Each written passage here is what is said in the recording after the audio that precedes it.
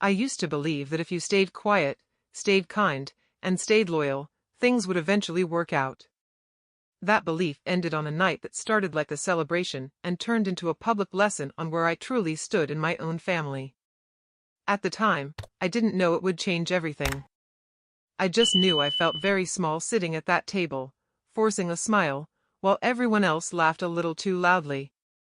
My name is Ava. I'm 28 years old, and until recently, I thought being the easy one in the family was a good thing. I was the daughter who never argued, the sister who didn't complain, the one who showed up, helped out, and paid her share without being asked. I lived alone in a modest apartment on the edge of the city. Nothing fancy. Clean, quiet, predictable. I worked a steady job, saved what I could, and avoided drama whenever possible. Compared to the rest of my family, my life probably looked boring, but it was peaceful, and for a long time, that felt like enough. Growing up, my parents always praised responsibility. They talked about sacrifice, about doing things for the family. I took those words seriously, too seriously. When my siblings needed help, I helped. When plans changed last minute, I adjusted. When I felt uncomfortable, I swallowed it, because that's what good daughters did. Or at least, that's what I was taught. My younger sister, Lena, was the opposite of me in every way. Loud, confident, always chasing something bigger, better jobs, better trips, better stories.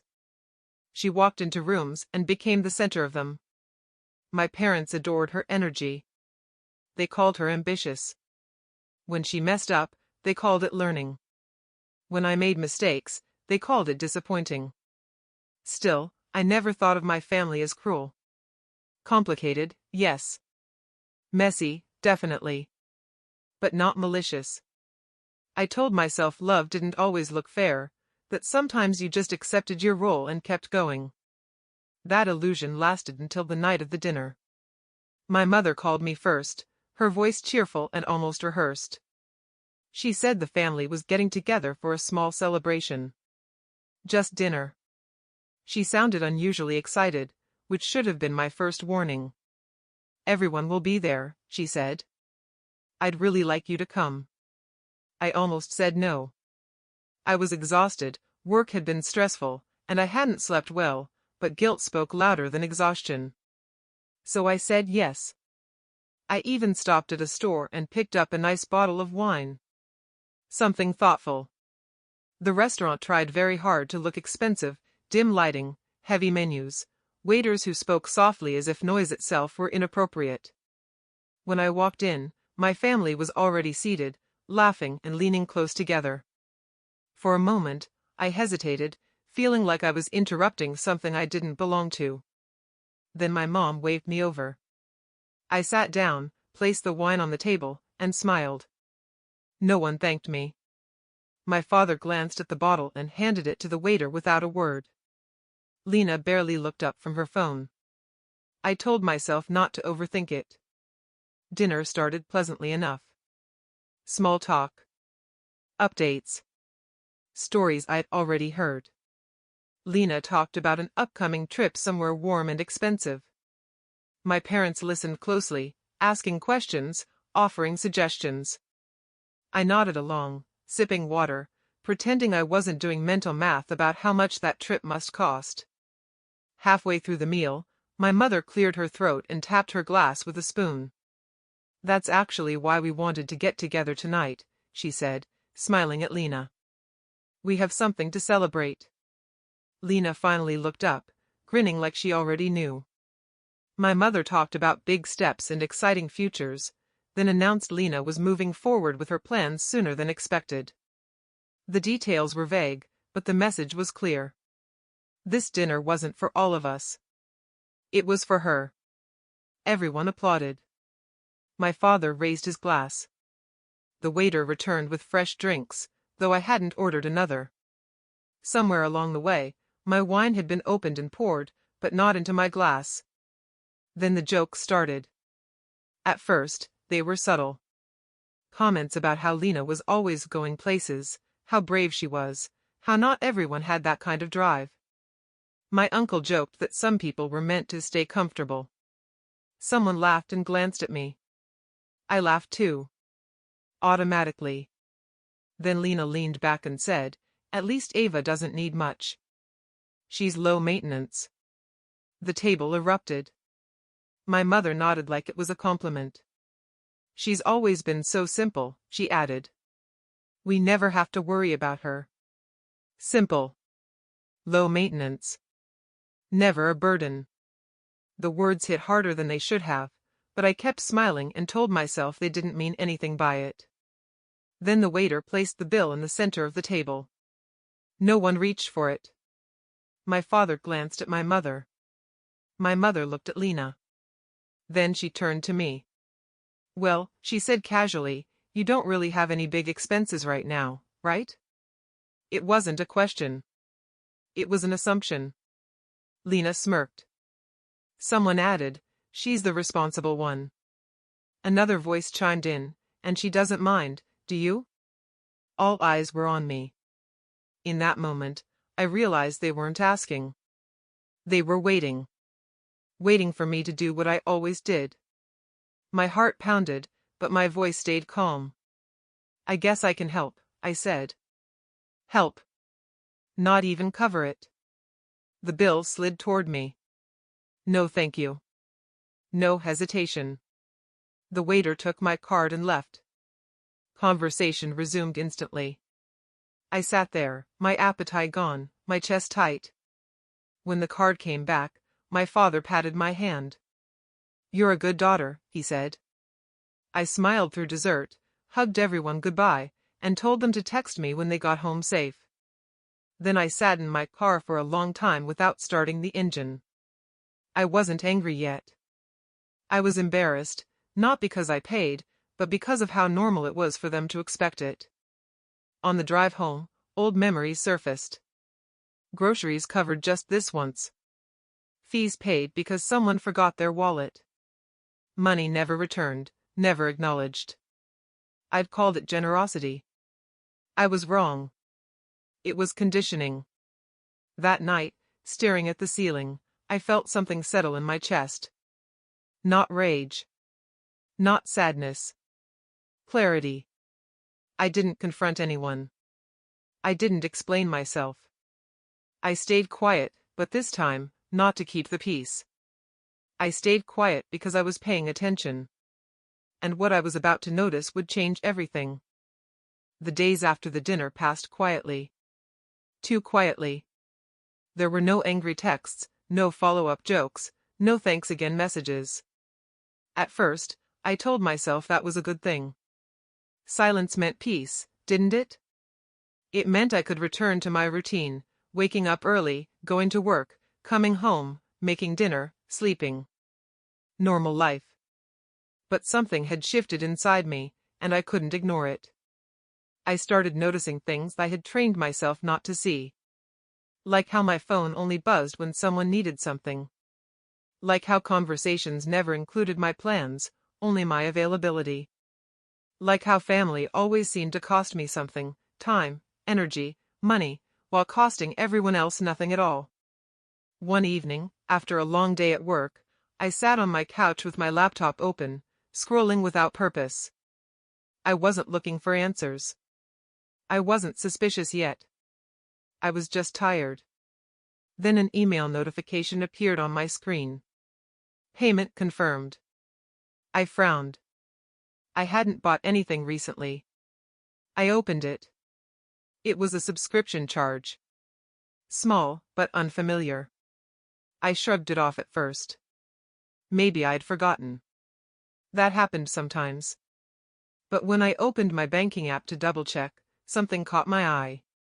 There were more charges. Streaming services I didn't remember signing up for. A premium delivery membership I never used. An app purchase I didn't recognize. None of them were large. That was the clever part. They were quiet charges, the kind that blended into a monthly routine, the kind you didn't question unless you were really looking. My chest tightened as I scrolled further back. Weeks. Then months. The pattern was impossible to ignore. The same services. The same renewal dates.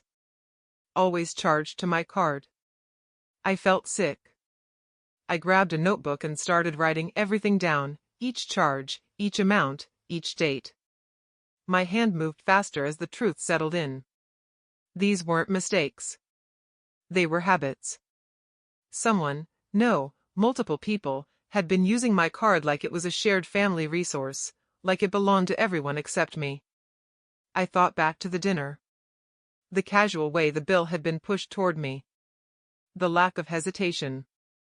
The assumption. They hadn't suddenly decided I could pay. They had always known I would. That night, I didn't sleep. I lay awake replaying conversations, rereading messages, reinterpreting moments I had dismissed for years. Can you just put it on your card for now? I'll pay you back next month. It's easier if you handle it. Next month never came. Paybacks never happened. And I never asked, because asking would make me difficult, and I had spent my whole life being easy. The next morning, I woke up with a dull ache behind my eyes and a strange calm in my chest. The kind of calm that comes after something breaks and can't be fixed. I didn't call anyone. I didn't accuse anyone. Instead, I did something radical for me. I observed. Over the next few days, I paid attention in a way I never had before. I listened to tone, to timing, to expectation. When my sister texted asking if I'd seen a charge on our streaming account, my stomach dropped. I replied simply, no. Why? There was a pause, then, oh, must be a glitch. A glitch that charged my card every month. I checked my account again. The picture sharpened. Some services were clearly Lena's. Others belonged to my parents. Different platforms. Different usage patterns. Same payment source. Me. I realized then this wasn't about money. It was about entitlement. They didn't see me as someone they were taking from. They saw me as someone who existed to make things smoother. Someone who wouldn't say no. Someone who wouldn't make it awkward. Someone who wouldn't stop them. That's when the shame faded, replaced by something steadier. Resolve. I didn't want revenge, not yet. I didn't want confrontation. I wanted truth. So I kept my silence. I let messages go unanswered a little longer than usual. I stopped initiating conversations. I stopped offering help before it was requested. The shift was small, almost invisible, but it was enough. They noticed. My mother called one afternoon, her voice unusually sweet. Everything okay? She asked. Yeah, I said. Why? Oh, you've just been a bit quiet. Quiet. Not distant. Not hurt. Quiet. I've been busy, I replied. There was a pause, then a sigh. Well, don't forget about us. As if I ever could. After the call, I sat at my kitchen table and opened my laptop again. This time, I wasn't confused. I was methodical. I logged into every account tied to my email. I changed passwords. Reviewed access. Checked devices. Slowly, carefully, I untangled my digital life from theirs. With every click, the truth became clearer. This wasn't accidental overlap. It was systematic dependence. They had built routines around my reliability. Their comfort rested on my silence. Their lifestyle leaned on my hesitation to speak up. And they truly believed it would never stop. That night, I stood in front of the mirror and barely recognized the woman staring back at me. She looked the same, but something behind her eyes had shifted. For the first time, I wasn't asking myself how to fix things. I was asking myself why I should. I opened my banking app one last time and stared at the list of subscriptions. My finger hovered over the screen. I thought about the dinner. The laughter. The bill sliding toward me. The words, "You don't really have any big expenses, right?" I smiled, not because it was funny, but because now I understood exactly what they meant. And I knew what I was going to do next. I didn't cancel anything right away. That would have been too obvious. Instead, I watched. For 1 full week, I let everything stay exactly as it was. The subscriptions renewed.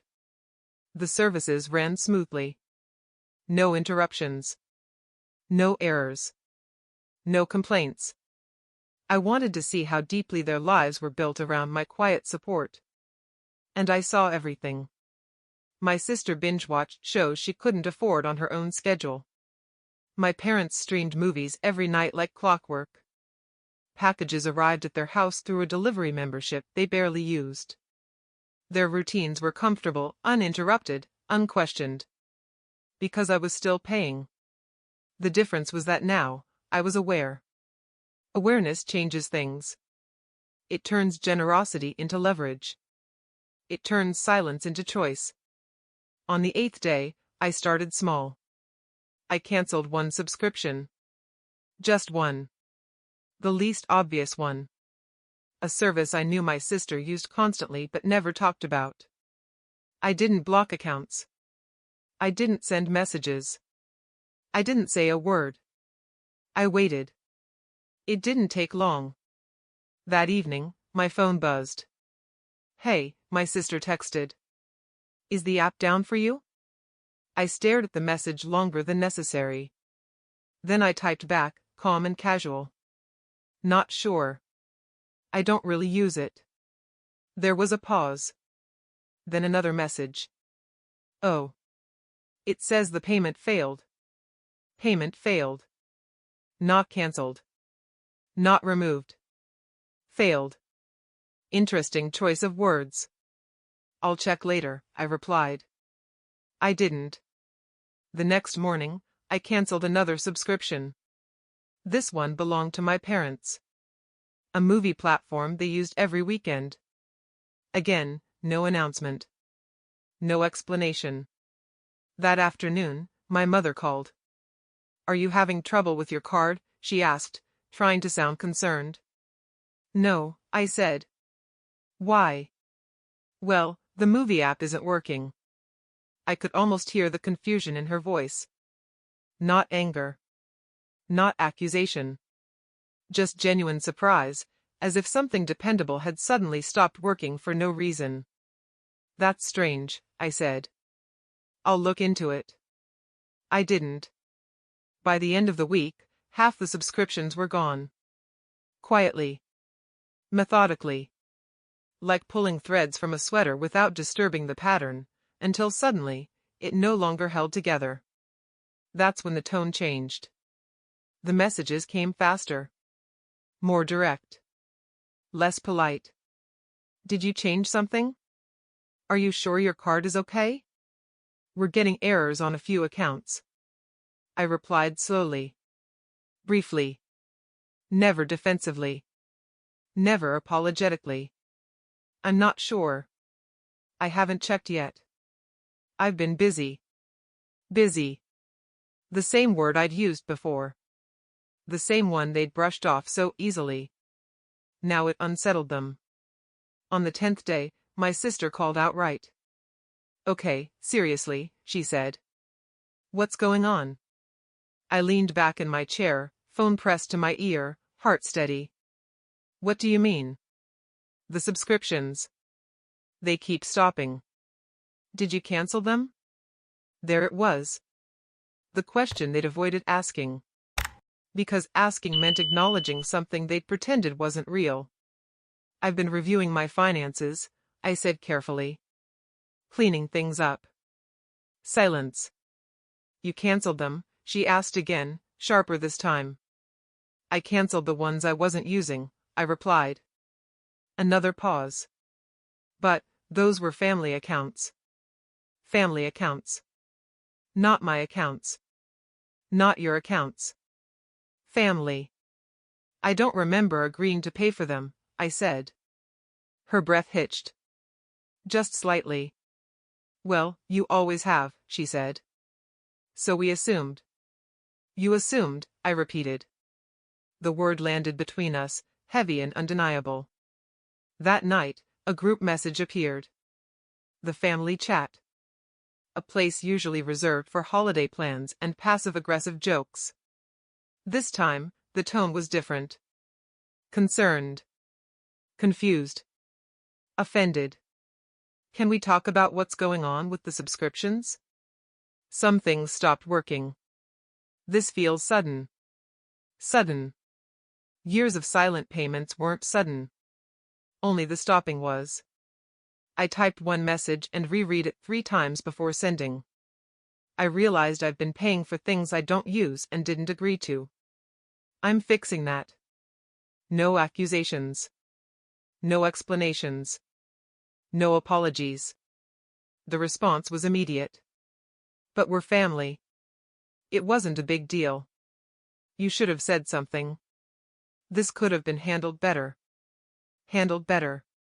As if the burden of communication had always been mine. I didn't reply. Instead, I opened my banking app and finished the job. Every remaining subscription. Every shared payment. Every quiet drain on my account. Cancelled. Then I did something else. I calculated the total. Months of charges. Small amounts. Add them together, and the number was shocking. Enough for a vacation. Enough for savings. Enough to change things. I took a screenshot.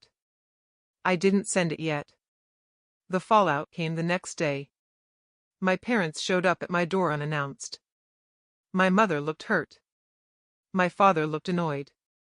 Both of them looked inconvenienced. "This is really upsetting," my mother said as soon as I opened the door. "We don't understand why you do this without talking to us." I stepped aside and let them in. Calm. Prepared. "I didn't realize there was anything to discuss," I said. "I was paying for services I didn't agree to." My father crossed his arms. "It was never about the money." I nodded. "I know." That seemed to throw him off. "If it wasn't about money," I continued, "then it shouldn't be a problem now." Silence. My mother sighed. "You've always been so responsible." "We just thought." "You thought I wouldn't notice," I said gently. Her eyes widened. Not in anger. In recognition. I pulled out my phone and placed it on the table. I turned the screen toward them. The list of charges. Dates. Totals. "I noticed," I said. No one spoke. For the first time in my life, I wasn't explaining myself. I wasn't defending. I wasn't smoothing things over. I was simply stating facts. And that changed everything. Because once the truth is visible, the power shifts. And they could feel it. The silence in my apartment stretched longer than I expected. My parents sat across from me, the list of charges still glowing on my phone between us like evidence no one wanted to touch. My mother's hands were folded tightly in her lap. My father stared at the screen, jaw clenched, as if numbers could be argued into submission. Finally, my mother spoke. "We never meant to hurt you." I nodded once. "I know." That seemed to confuse her. She was prepared for anger. For accusations. For tears. Not agreement. "We just didn't think it was a big deal," she continued. "You're good with money. You don't have kids. You don't have big expenses." There it was again. The same justification. The same reasoning. The same quiet way of deciding my life was smaller, and therefore more expendable. "I do have expenses," I said calmly. "They're just not visible to you." My father scoffed. "This feels dramatic." "You could have just said something." I met his eyes. I didn't know I needed permission to stop paying for things I never agreed to. His mouth opened, then closed again. My mother leaned forward. "So what are you saying? That you're done helping?" I considered the question carefully. "No," I said. I'm saying I'm done being used. The word used hung in the air. That's not fair, my father snapped. Family helps family. I agree, I replied. But help is offered. Not taken. Another silence. Then my mother's voice softened. Your sister is really upset. I almost smiled. Of course she was. She called me crying last night, my mother continued. She said her shows stopped mid-episode. Her delivery account isn't working. She said you embarrassed her. Embarrassed. Not worried. Not guilty. Embarrassed. I didn't embarrass her, I said. I stopped funding her lifestyle. My father stood up abruptly. You're punishing everyone over a misunderstanding. I stood too. This wasn't a misunderstanding, I said evenly. It was a pattern. I walked to the counter and grabbed a folder I'd prepared earlier. Inside were printed statements. Highlighted charges. Totals written neatly in the margins. I placed it on the table. This is how much I paid over the last year alone, I said. My mother gasped softly. My father went quiet. This doesn't include the dinners, I added. Or the groceries. Or the emergencies that somehow always landed on me. I looked at them both. I don't want the money back, I said. I want the behavior to stop. My father exhaled sharply. So what now? Now. The moment they were waiting for. The moment where I'd usually bend. Compromise. Offer reassurance. I didn't.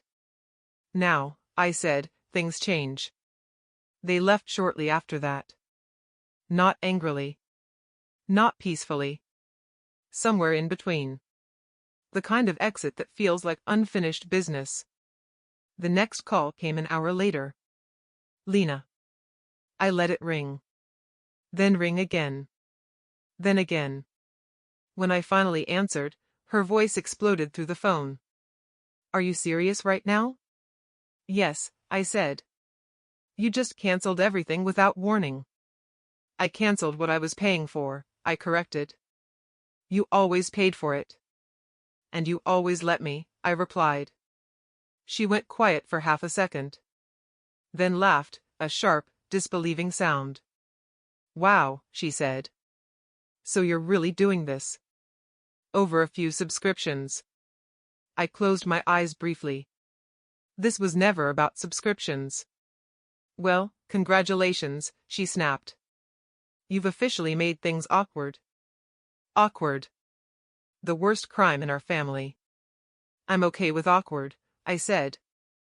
You're being selfish, she shot back. The word slid off me like water. No, I said. I'm being fair. She scoffed. You know Mom and Dad can't afford all this on their own. I smiled.